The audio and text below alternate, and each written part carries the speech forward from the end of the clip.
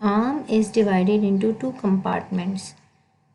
This is portion of arm, and here we have taken a transverse section of arm, and that is showing this one. So in the transverse section, you can see here the blue color line is dividing this into compartment. That blue color line is the intermuscular septum. And what is intermuscular septum? It is the extension of the fascia of arm. So the extension of the fascia of arm is dividing, or the intermuscular septum is dividing the arm into two compartments, anterior and posterior compartment. This is humerus. So there is a medial intermuscular septum, there is a lateral intermuscular septum.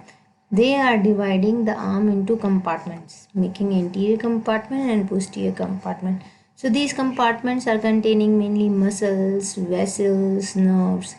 So these compartments also in the arm, the anterior compartment is also called flexor compartment, and the posterior compartment is also called extensor compartment, as the muscles present in these respective compartments are doing the flexion and extension of the arm predominantly.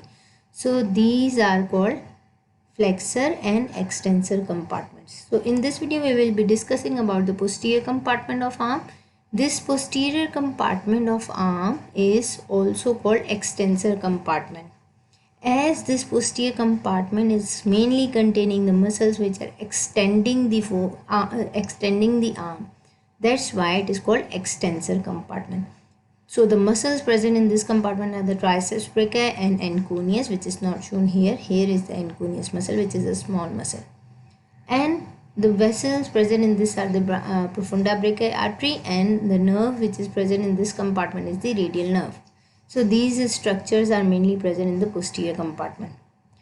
Coming to the first muscles we are having, as I have described, two muscles, triceps brachii and anconeus. So the two muscles are present in the posterior compartment. Coming to the description of triceps brachii, as the name is indicating, triceps means it is having three heads. So this triceps is having three heads. What these heads are? There is a long head of triceps brachii, there is a lateral head of triceps brachii, and then there is a medial head which is deeply here present here. So these are the three heads: long head, lateral head, medial head. Long head is taking origin from the infraclinoid tubercle that is present below the glenoid cavity of the scapula. If you remember, there was a glenoid cavity in the scapula. Below that there is an infraglenoid tubercle present. From there, long head is taking origin from that side. Then we are having the lateral head, which is taking origin from the shaft of humerus above the radial groove. So there is a lateral head of triceps brachii. There is a radial groove, and below the radial groove, medial head of triceps brachii is taking origin from the shaft of humerus. So these are the three origin points of the triceps muscle. Three heads, as the name is indicating. One head, that is a long head, is coming from the infraglenoid tubercle. One head is coming from the shaft of the humerus above the radial groove, and that is called lateral head. And below the radial groove, from the shaft of humerus, medial head is taking origin. All of these heads are inserted over the superior surface of the olecranon process of the ulna. On the ulna, there is a olecranon process. On the superior surface of the olecranon process, the three heads are getting inserted. The tricep is supplied by the radial nerve, having the root value C6, C7, C8. So this is radial nerve that is running in the radial groove of the humerus. And triceps main action is the extension of arm as well as forearm. So it is mainly the extensor. Then comes the anconeus muscle. If you see, this is a very short muscle coming from the lateral epicondyle of the humerus and inserted over the lateral and posterior lateral surface of the ulna. Lateral surface of the olecranon process and posterior surface of the ulna.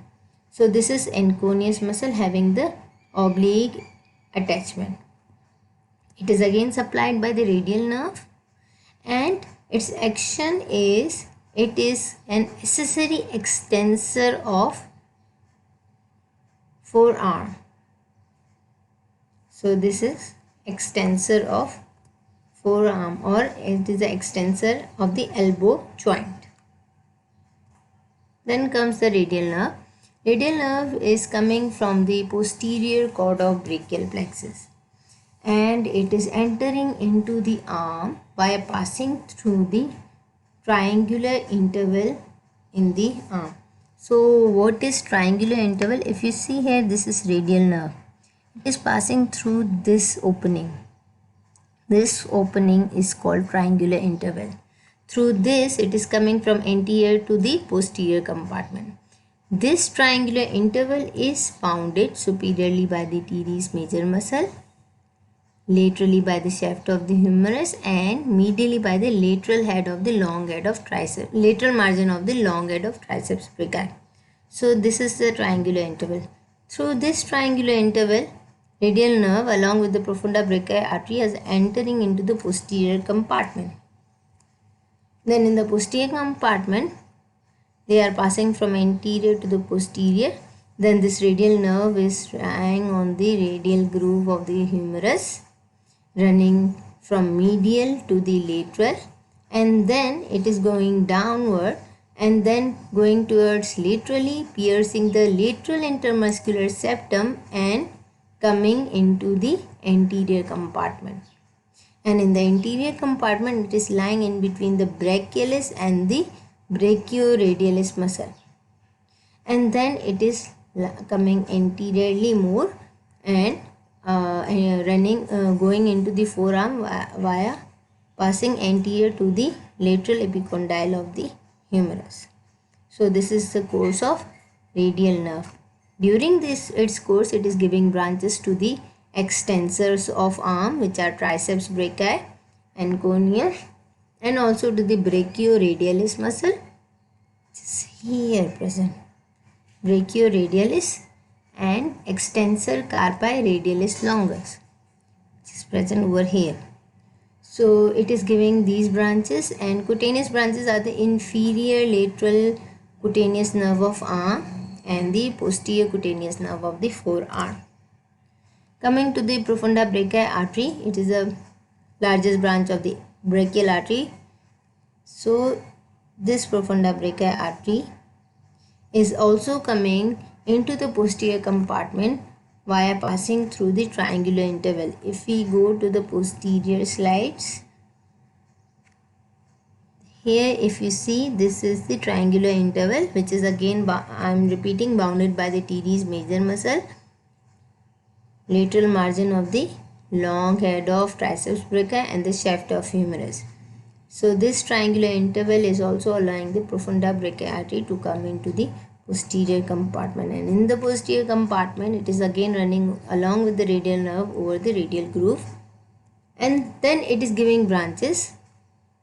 It is giving one branch, that is the posterior circumflex humeral artery, which is going upward to take part in anastomosis around the humerus, and then it is terminating by dividing into two branches, collateral branches, which are the middle collateral and the radial collateral artery. So these are the branches of the profunda brachii artery. It is coming into the posterior compartment via passing through the triangular interval, and then it is lying deep to the lateral head of triceps brachii, and then it is giving branch. First branch is that one is the posterior circumflex humeral artery, and then it is terminating into two branches, radial collateral and middle collateral. So this is about the profunda brachii artery, and this was all about the posterior